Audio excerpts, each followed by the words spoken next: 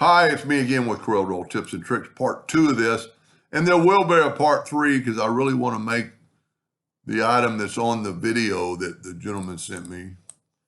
But I made this, and it's pretty cool because if you look at it two different ways, this is our clone. And if we take and put black in this corner, look what it does. And then if you slide the black more, it makes it kind of look like it's, if you printed that on a shirt, even if it was a blue shirt, well, if you printed this on a dark blue shirt, it would still look pretty cool. It's not going to be as cool unless you take your clone and get the interactive fill tool and put that same color blue. It looks like it's kind of fading away, and there's numerous things you can do with it. I'm going to show you how to drew that. It's really pretty easy. Just let's put a yellow in the middle, and I mean, the possibilities are endless. So if you remember from part 1, we made this shape, and let me just start over. Let me hit that in the center of the page, and let me left click, right click, and then I'm going to Control D and no, I'm not. I'm going to take that duplicate away.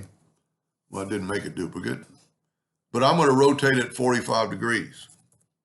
And then I'm going to Control D and I'm going to mirror it. I get that shape.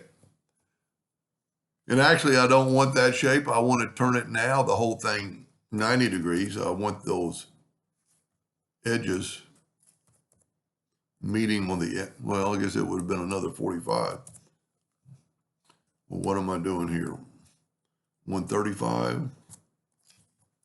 They're what I want, because I want these edges to kind of touch in the middle. So I'm going to take a 2-point line, and normally I draw a whole line, but because it's a short distance, you can definitely go from that node to that node, that node to that node. And then there's several things you can do with this, but if you just wanted this design, just take your Virtual Sigma delete key and delete some of these lines. And it's kind of a neat look in a way, and in that way, you could do them individually, I guess, and have different colors. But I think when you rotated it and then take away these two lines and this line, and then just fill that in with the Smart Fill tool.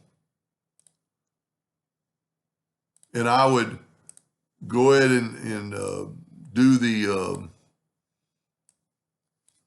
envelope tool now instead of doing anything else. I'm going to take and draw an ellipse. I've made 100 videos on this. Control D and make a duplicate and then bring it in. Then what we're going to do, we're going to bring a 2-point line in instead of, you don't have to rotate all the way around and also hold down the control button. I'm going to rotate 5 degrees, Control D and make a duplicate and just mirror it. So I got this shape right here. And you can make it bigger and then fill that in and nudge it over, left click, right click. I would take your new item and make it a little bit smaller. And then let's zoom in here. And this would look really cool, but I would do all this work before I interactive fill tool it. Then I'm going to go to Effects and Envelope tool and grab the envelope form and put it in that form and see what it did. It made that. Now this has been nudged. Hopefully I nudged. Yeah, I did. So we don't even have to use it because we nudged. No, we didn't. So we need to put this back where it was.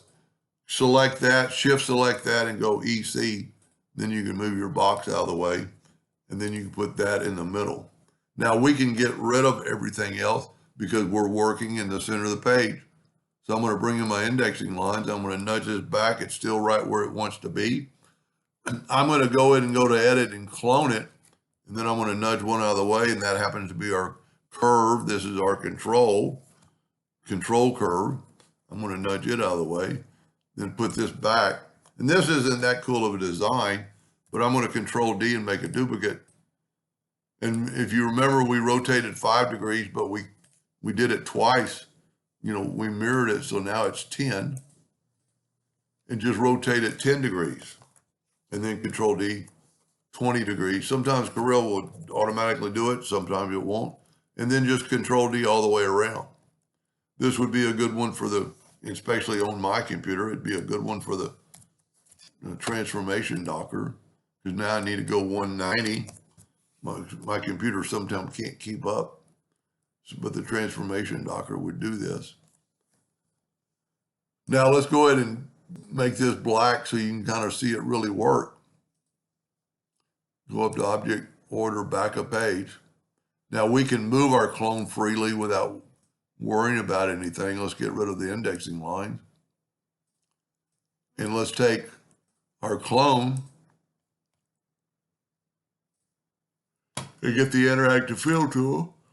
And you can go any direction. I didn't think about going, well, I got the Smart Fill Interactive.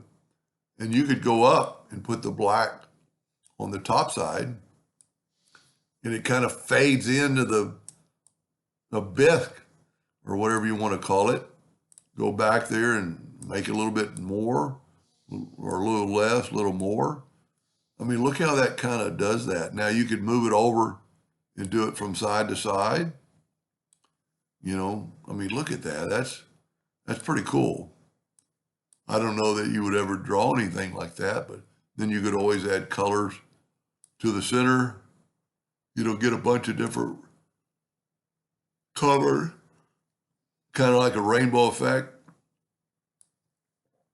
And every time you add a color, you get to see it in real time. Anyways, this is part 2, but part 3 is going to be pretty good using this pattern, and it looks a lot better. Anyway, I hope that helped a little bit. Thank you for watching.